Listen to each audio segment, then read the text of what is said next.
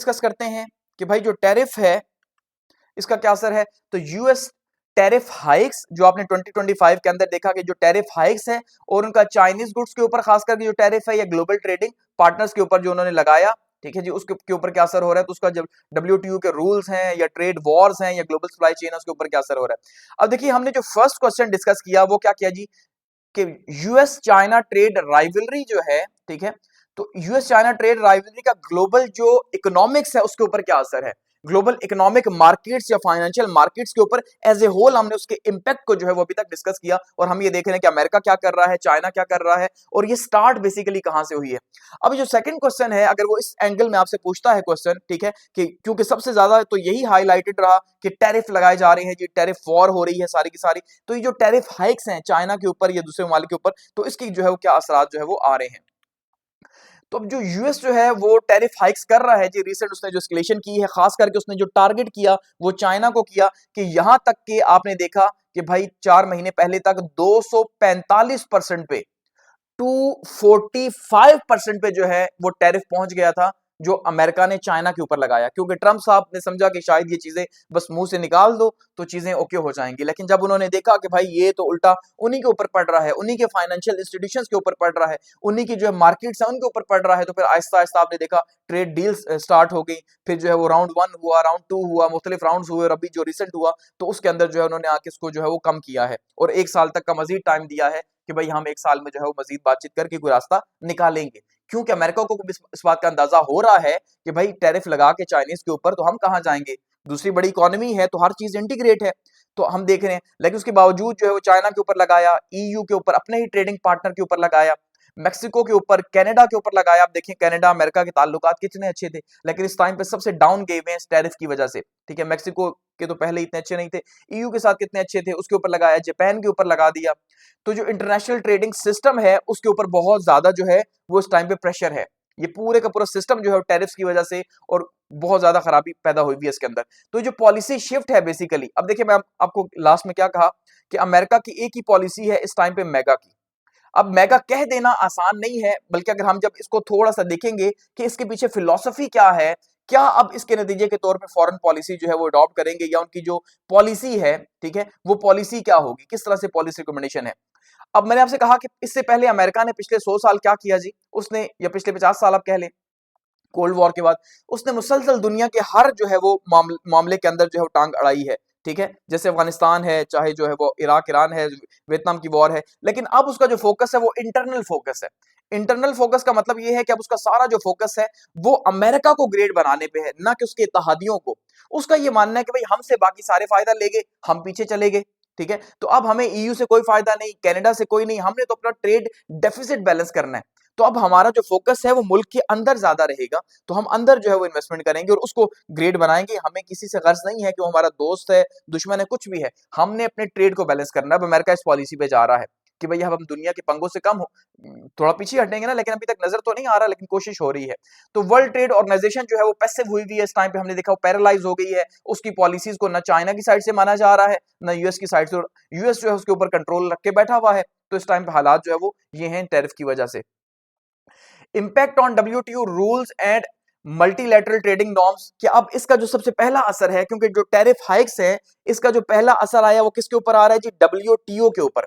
क्योंकि जो डब्ल्यूटीओ है जब इसको 1994 में बनाया गया था तो ये कहा गया था कि भाई अब से क्या होगा, ठीक है, अब से जो वर्ल्ड ट्रेड है वो basically WTO world trade organization के अंडर होगी। वर्ल्ड ट्रेड ऑर्गेनाइजेशन जो है वो सेट करेगी रूल्स को, प्रिंसिपल्स को, लॉस को ट्रेडिंग की दुनिया के अंदर, कि भाई एक मुल्क दूसरे मुल्क से कैसे ट्रेड करेगा, कौन सा मोस्ट फेवरेट कंट्री होगा, फ्री ट्रेड क्या होगा, टैरिफ कैसे सेट होंगे। तो इन सब चीजों को जो है वो डब्ल्यूटीओ के तहत सेट किया जाएगा और उसमें सब ममालिक की मेंबरशिप होगी, सब मिल बैठ के उन्होंने ये बनाया था, ठीक है। तो इसका एक ही एजेंडा था और वो क्या एजेंडा था जी, फ्री ट्रेड, कि हमने दुनिया में ज्यादा फ्री ट्रेड को आगे जो है प्रमोट करना है। क्योंकि मैंने कहा तब अमेरिका जो है वो उसी टाइम पे यूनिपोलर बना, तो अमेरिका की ही यही गर्ज थी कि पूरी दुनिया में अपना सामान सप्लाई करे, तो जब आगे टैरिफ लगे होंगे तो उसको कॉस्ट ज्यादा पड़ेगी, तो उसको फायदा नहीं होगा। तो उसने जो है वो WTO के तहत अपना फायदा लिया। लेकिन आज जब जो है WTO चाइना को फायदा ज्यादा दे रही है तो उसको प्रॉब्लम हुई है और सबसे पहला इफेक्ट इसी के ऊपर हुआ। Erosion of WTO disputes settlement authority, कि सबसे पहला क्या हो गया कि इसकी जो डिस्प्यूट सेटलमेंट अथॉरिटी थी, जो इसकी पूरी बॉडी बनी हुई थी कि अगर किसी भी मुल्क को किसी दूसरे मुल्क से एतराज है, उसकी जो ट्रेड प्रैक्टिसेस हैं उससे एतराज है, कोई भी इश्यूज है, तो वो एक बॉडी वो एप्लीकेशन देगा, तो जाहिर बात उस बॉडी को जो है वो तय करना होगा कि भाई अब बताओ कि क्या किया जाए। जैसे यूएन का एक पूरा मॉडल है डिस्प्यूट्स का, तो यहाँ पे ट्रेड के डिस्प्यूट्स की सेटलमेंट है, लेकिन उसके ऊपर अब हम देख रहे हैं कि भाई जो अमेरिका है उसका कंट्रोल है, क्योंकि अमेरिका क्या कर रहा है जी, यूनिलैटरल टैरिफ लगाया जा रहा है। लगा रहा तो अपनी साइड से है ना, ऐसा नहीं है दोनों लगा रहे हैं, क्योंकि WTO के लॉज के अकॉर्डिंगली दोनों ने मिलके लगाने हैं टैरिफ। टैरिफ लगाने से वो मना नहीं करता WTO, लेकिन वो ये कहता है कि ये आपके बामी होने चाहिए। आप तय कर लें कि आपकी इकोनॉमीज को कहां नुकसान है कहां फायदा है, तो आप उसको उसके अकॉर्डिंगली टैरिफ लगा सकते हैं, ये तो आपकी चॉइसेस हैं। लेकिन ऐसा नहीं कि एक जबरदस्ती का लगा के दूसरे की ट्रेड को नुकसान पहुंचाए, वो नहीं करने देंगे। लेकिन अमेरिका जो है वो यूनिलेटरल टैरिफ लगा रहा है और नाम इसको दे रहा है जी नेशनल सिक्योरिटी का, और कह रहा है भाई ये जो हमारा कॉन्स्टिट्यूशन है उसका जो सेक्शन 232 है और जो सेक्शन 301 है, इन दोनों के अंदर जो है हम ये देख रहे हैं कि भाई हमें कॉम्पिटेटिव आर्गुमेंट्स के तहत, डोमेस्टिक कॉम्पिटेटिव आर्गुमेंट्स, कि हमने ये तय किया हुआ है कि भाई जब हमें नुकसान होगा कंपटीशन की वजह से, जैसे चाइना की वजह से हो रहा है, तो हम फिर टैरिफ लगाएंगे। तो वो इसको जस्टिफाई कर रहे हैं अपनी नेशनल सिक्योरिटी या सोवरेनिटी के साथ जोड़ के, समझ रहे हैं। तो इसलिए जो है फिर डायरेक्टली जो है अंडरमाइन किए जा रहे हैं जी WTO के रूल्स। तो जो कोर प्रिंसिपल्स थे, जो rule based trading management system था पूरे का पूरा, ठीक है, रूल बेस्ड ऑर्डर के लिए, वो जो है उसको यहाँ पे नुकसान हो रहा है। और यहाँ पे टैरिफ जो है वो बाईपास कर रहा है जी WTO को, उसकी तो नहीं सुन रहा, तो वो आपस में ही जो है वो लगाए जा रहे हैं। तो जो एपलेट बॉडी है जो ऑलरेडी जो है पैरालाइज हो चुकी है कि भाई यूएस जो है वो उसने उसको पैरालाइज कर दिया, ठीक है जी, न्यू जजेस को अप्रूव करके अपनी मर्जी के जजेस को, जैसे पाकिस्तान में जो हालात हैं वही हालात वहां पे भी हैं, तो हर साइड से अपना फायदा जो है वो एग्जेक्टिव जो पावर है जिसके पास वो निकाल लेते हैं। तो यहाँ पे अब जो है चीजें मुख्तलिफ हो रही हैं, तो WTO जो है वो बेसिकली पैसिव होती जा रही है, पहला इफेक्ट ये है। दूसरा क्या है जी, shift from multilateralism to economic nationalism. अब हम क्या देख रहे हैं कि हम ग्लोबलाइजेशन के दौर में रह रहे थे और हम बड़ी तारीफें कर रहे थे कि दुनिया ग्लोबलाइज्ड है, सब कुछ है, पिछले 50 सालों में ग्लोबलाइजेशन बढ़ी है, ठीक है, एक दूसरे के ऊपर इंटरडिपेंडेंस और डिपेंडेंसी इंक्रीज हुई है और इसका दुनिया को बहुत फायदा हुआ, ठीक है। तो अब क्या हो रहा है जी, पहले हम मल्टीलैटरलिज्म की तरफ थे, मिलजुल के सारे काम कर रहे थे, लेकिन अब इकोनॉमिक नेशनलिज्म या इकोनॉमिक प्रोटेक्शनिज्म की तरफ जा रहे हैं, जैसे अमेरिका कर रहा है। कि उसने क्या किया जी, उसने पूरी कोशिश की है कि ऐसी पॉलिसीज को अडॉप्ट करे जो प्रोटेक्शनिज्म की तरफ लेके जाएं उसके मुल्क को, कि वो पहले अपनी प्रोटेक्शन चाहता है, ठीक है। तो उसके लिए जो है वो ग्लोबलाइजेशन के अगेंस्ट है प्रोटेक्शनिज्म, और यूनिलैटरल ट्रेड जो है वो रेमेडीज को ढूंढने की कोशिश कर रहा है। यानी कि जो यकतरफा जो है वो फैसले, जैसे कहते हैं ना, जैसे अब इंडिया ने पाकिस्तान का यकतरफा फैसला किया कि भाई हम इंडस वाटर ट्रीटी जो है उसको सस्पेंड कर देते हैं, पाकिस्तान ने अगेंस्ट में क्या किया जी, शिमला जो हमारा मुआहदा था उसको सस्पेंड कर दिया, हमने भी यकतरफा फैसला किया। तो जो फैसले मिल के होते हैं वो यकतरफा हो ही नहीं सकते, एक साइड से भी अगर इलीगल है तो दूसरी साइड से भी इलीगल है। तो प्रोटेक्शनिज्म की तरफ चीजें जो है जा रही हैं, हम ये देख रहे हैं इसका असर हो रहा है। WTO की ये स्पिरिट के अगेंस्ट है, WTO की स्पिरिट ग्लोबलाइजेशन की बात करती है।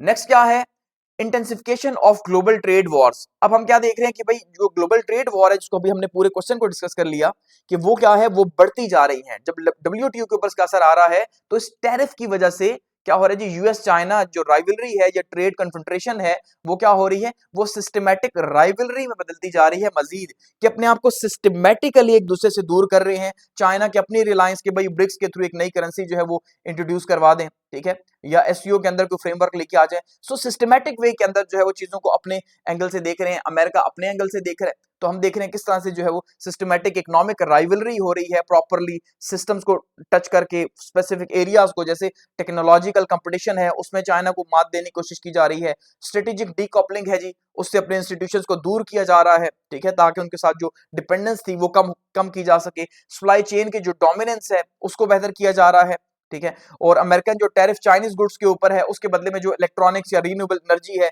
उसको जो है टारगेट किया जा रहा है, ताकि यहाँ पे ईवीज जो है, आपको पता है चाइना वो सस्ती बनाता है, इलेक्ट्रिकल व्हीकल्स, उसको टारगेट किया जा रहा है ताकि जो है वो किसी तरह से चाइना को काउंटर किया जा सके, कर्टेल किया जा सके। तो ग्लोबल ट्रेड के इन्फ्लोज जो है रुक रहे हैं। तो ये क्या है, ये है टिट फॉर टैट डायनेमिक्स, जैसी करनी वैसी भरनी, सीधी सी बात है। अमेरिका जो कर रहा है उसको वही जवाब मिल रहा है।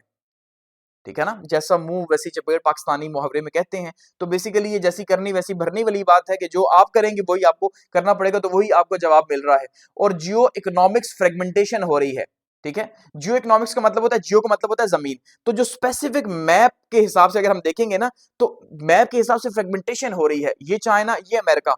चाइना अपने सिस्टम को देख रहा है दुनिया के अंदर, अमेरिका अपने को देख रहा है। तो जियोपॉलिटिकली जो है उन चीजों को जो है क्या कर रहे हैं जी, आगे लेके जा रहे हैं। Security, trade, secondary trade war and strategic alignment, ठीक है। कि जो ट्रेड वॉर है वो तो बढ़ी रही है, लेकिन जो स्ट्रेटेजिक अलाइनमेंट है वो भी चेंज होती जा रही है। चाइना की स्ट्रेटेजिक अलाइनमेंट डिफरेंट होती जा रही है, अमेरिका की डिफरेंट होती जा रही है, ठीक है। अब देखिए यहाँ पे इतनी इंपॉर्टेंट है, जिसमें मैंने कहा मेगा अमेरिका ने कहा कि मेक अमेरिका ग्रेट अगेन। तो अमेरिका ने ये भी नहीं देखा कि भाई उसकी पिछले 50 साल 70 साल से जिसके साथ दोस्ती है, जिसके साथ वो कॉपरेशन में चला आ रहा है, उनकी इकोनॉमीज एक दूसरे के साथ इंटीग्रेट की हुई हैं, उसने कहा नहीं भाई मुझे जहां पे फायदा है। तो क्या हो रहा है जी, स्ट्रेटेजिक अलाइनमेंट्स बदल रही हैं, चेंज हो रही हैं। जैसे कि अमेरिका ने क्या किया जी, यूएस ने अपना टैरिफ को एक्सटेंड करके अपने ही एलाइज के ऊपर लगा दिया, अपने ही दोस्तों इत्तेहादियों के ऊपर, जैसे कि स्टील और एल्यूमिनियम के ऊपर जो उसने ड्यूटीज लगाई हैं ईयू की, इसी तरह से कनाडा की या जापान के ऊपर जो लगाई हैं। अब ये उसके फर्स्ट हैंड इत्तेहादी हैं। जापान उसका सबसे ज्यादा सगा है पैसिफिक ओशन के अंदर चाइना को काउंटर करने के लिए, ऐसा ही है। और उसके लिए उसका कंट्रोल भी चाइना के पास है, फ्रेंडशिप भी है। लेकिन बावजूद इसके जब जापान के साथ फ्रेंडशिप हुई तो जापान, मैंने आपको पहले ही बताया था लास्ट लेक्चर के अंदर कि उसने बहुत, उसका दिल टूटा जापान का कि यार अमेरिका ने हमारे साथ अच्छा नहीं किया। लेकिन बावजूद उसके उन्होंने अमेरिका से अपना टैरिफ कैसे कम करवाया कि हम आपके मुल्क में इतनी इन्वेस्टमेंट करेंगे, इस सेक्टर में करेंगे। तो उनके बदले में जो है अमेरिका ने जो है उसका टैरिफ थोड़ा सा कम किया। इसी तरह यूके के ऊपर जब टैरिफ लगा तो यूके भी बड़ा टूटा उसका दिल, फ्रांस का टूटा। कनाडा के साथ इतने अच्छे ताल्लुकात थे, देखिए कनाडा को पहले कहा कि आप हमारी जो है 51 जो है वो स्टेट बन जाएं, और फिर करते करते कहां बात पहुंची, तो उसके ऊपर कितना ज्यादा प्रेशर है। तो अपने ही मुल्कों के ऊपर क्यों, क्योंकि जो स्ट्रेटेजिक अलाइनमेंट है वो बदल रही है, और उसमें भी ट्रेड जो है वो इस टाइम पे टॉप पे है कि भाई हमने अपना देखना है, और हमने जो है वो चाइना के अगेंस्ट में जाना है, चीजों को लेके जाना है। तो यही कोशिश हो रही है। और कोशिश क्या की जा रही है जी, टैरिफ जो है वो किया जा रहा है इम्पोज इन वाले के ऊपर अपने ट्रेड डेफिसिट को जो है बैलेंस करने के लिए। ट्रेड डेफिसिट यानी कि एक मुल्क ज्यादा दे रहा है दूसरा कम दे रहा है, तो वो ट्रेड डेफिसिट है। Disruption on global supply chain, इसका क्या असर हो रहा है कि जो ग्लोबल सप्लाई चेन्स हैं, ठीक है, उसके ऊपर इसका बहुत ज्यादा असर आ रहा है, वो डिसरप्ट हो रही है बहुत ज्यादा ग्लोबल सप्लाई चेन्स। जैसे हमने लास्ट बात की है कि भाई किस तरह से डीकपलिंग हो गई है। Force relocation of manufacturing networks, कि अब क्या हो रहा है कि पहले अमेरिकन ने पैसा बहुत बड़ा लगाया स्पेशल इकोनॉमिक जोन्स में चाइना के, और वहां पे अपनी सारी इंडस्ट्रीज को शिफ्ट किया, चीप लेबर से काम करवाया और फायदा हासिल किया, और बिजनेसेस को फायदा हो रहा था। लेकिन अब की पॉलिसीज के अकॉर्डिंगली अब जबरदस्ती जो है वो अमेरिकन को ये कहा जा रहा है कि आप वहां से अपने बिजनेस को खत्म करें। तो फोर्स करके उनको रिलोकेट करवाया जा रहा है कि आप अपनी पोजीशन को मैक्सिको लेके जाएं, इंडिया लेके जाएं, पाकिस्तान बांग्लादेश लेके जाएं, चाइना से हटाएं, ठीक है। तो वो चीजें जो है वो अब हो रही हैं। तो ये जो सप्लाई चेन जो है उसकी डिसरप्शन हो रही है, और ये बेसिकली इसको चाइना +1 जो है अब ये कॉन्सेप्ट दिया जा रहा है स्ट्रेटेजीज का, कि भाई आप जो है किस तरह से चाइना जो है वो, ऐसा नहीं है कि भाई आप जो है ना चाइना के साथ करें, उसको हटा के कहीं पे भी आप जो है उसके अलावा कर सकते हैं, आप किसी दूसरे मुल्क में। जैसे आप देखें इंडिया है, वियतनाम है, इंडिया है, बांग्लादेश है, मैक्सिको है, इन ममालिक में जो है वो अब ये कोशिश कर रहे हैं, ये मुल्क भी यानी चाइना भी कोशिश कर रहा है अपनी इंडस्ट्रीज को वहां लगाए, और दूसरे अमेरिका भी कोशिश कर रहा है वहां पे शिफ्ट करे, बजाय इसके जो है वो हमारे ऊपर जो है वो बहुत ज्यादा प्रेशर आ जाए। और इससे क्या हो रहा है, जो उनकी कॉस्ट है, कॉस्ट ऑफ प्रोडक्शन है, वो बढ़ रही है। दूसरे मुल्क में जब आप ऑपरेशंस करते हैं तो कॉस्ट ऑफ प्रोडक्शन आपकी बढ़ती है, और जहां पे आप पहले से सेटल हुए उसको छोड़ के। इसके अलावा fragmentation of technology and semiconductor supply chains, जो हम तकसीम देख रहे हैं टेक्नोलॉजी के अंदर कि भाई ये चीजें अमेरिका चाह रहे चाइना को ना पहुंचे, वो तकसीम अलग से, ठीक है। और सेमीकंडक्टर सप्लाई चेन के ऊपर जिसको हम अलग से अभी बात करेंगे टेक वॉर की। तो हाई टेक जो सेक्टर्स हैं स्पेशली जो है वो सेमीकंडक्टर्स के होंगे, रीन्यूएबल एनर्जी के कंपोनेंट्स होंगे, उसके ऊपर बहुत ज्यादा जो है प्रेशर है, ठीक है। टेलीकम्युनिकेशन के इक्विपमेंट्स जो हैं उनको चाइना को नहीं देने दिया जा रहा, उसके ऊपर है। इलेक्ट्रिकल व्हीकल की बैटरीज जो हैं उनके ऊपर हो गए। तो इस तरह से क्या हो रहा है जी, पैरेलल टेक्नोलॉजिकल इकोसिस्टम बिल्ड करने की कोशिश की जा रही है। जो पहले एक ही था अब उसको चाइना अपना बिल्ड कर रहा है, और जो है वो अमेरिका अपना बिल्ड कर रहा है। Impact on global south and development economics, इसका क्या इंपैक्ट हो रहा है जी ग्लोबल साउथ के ऊपर।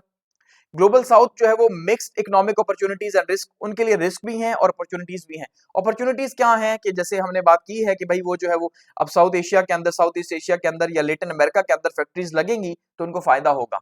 उन ममालिक के लिए ऑप्शन है कि बार्गेन कर सके दोनों से, एक से भी फायदा हासिल करें, दूसरों से भी फायदा हासिल करें। रिस्क फैक्टर बढ़ेगा क्योंकि जो एक ब्लॉक में जाएगा अमेरिकन ब्लॉक में, चाइना उसको पीछे कर देगा, और जो चाइनीज ब्लॉक में जाएगा अमेरिका उसे पीछे कर देगा, ये भी प्रॉब्लम है उनके लिए। Trade diversion and increase vulnerability, इसके अलावा जो ट्रेड डाइवर्जन है वो भी पैदा हो रही है इससे ग्लोबल साउथ के लिए भी, ठीक है। डाइवर्जन कहीं फायदा भी दे रही है और कहीं पर उनके लिए नुकसान भी पैदा कर रही है, नई अपॉर्चुनिटीज भी पैदा हो रही है, तो नई जो है उनके लिए अब जो है वो अपॉर्चुनिटीज पैदा हो रही है ग्लोबल साउथ के लिए। अच्छा, broader implications for international trading system, उसके लिए क्या है जी, rise of protectionism and geo economic fragmentation. Protectionism एक तो बढ़ रहा है दुनिया के अंदर, हर मुल्क ये कोशिश कर रहा है कि भाई वो अपनी इकोनॉमी को पहले देखे और उसके लिए वो पॉलिसीज अडॉप्ट कर रहा है, जिसमें हम एग्जांपल देख चुके हैं अमेरिका की। और जियो इकोनॉमिक फ्रेगमेंटेशन क्या हो रही है कि तकसीम हो रही है कि भाई ये इलाका मेरा, ये इलाका मेरा, जियो इकोनॉमिक्स हो रही है ना, ठीक है, कि साउथ चाइना सी जो है उसको चाइना कंट्रोल करने की कोशिश कर रहा है, अमेरिका पैसिफिक ओशन में अपना इन्फ्लुएंस बढ़ाने की कोशिश कर रहा है, या इंडियन ओशन के अंदर, तो इस तरह से जो है वो यहाँ पे कोशिश की जा रही है कि भाई एक दूसरे को काउंटर किया जा सके और वहां पे उनको नुकसान पहुंचाया जा सके। Decline of predictability and investors confidence, अब ये नुकसान हुआ कि हम देखिए, जैसे हमने देखा कि भाई 2 हफ्ते पहले जो हुआ है या एक महीना पहले, कि किस तरह से $19 बिलियन का लॉस हो गया ट्रेड वॉर के जब अनाउंसमेंट हुई। ट्रंप ने कहा कि भाई मैं ट्रेड इनके साथ एग्रीमेंट नहीं कर रहा, सिर्फ उसने ये कहा कि नहीं कर रहा और उसके बदले में जो है $19 बिलियन का लॉस हुआ, ठीक है।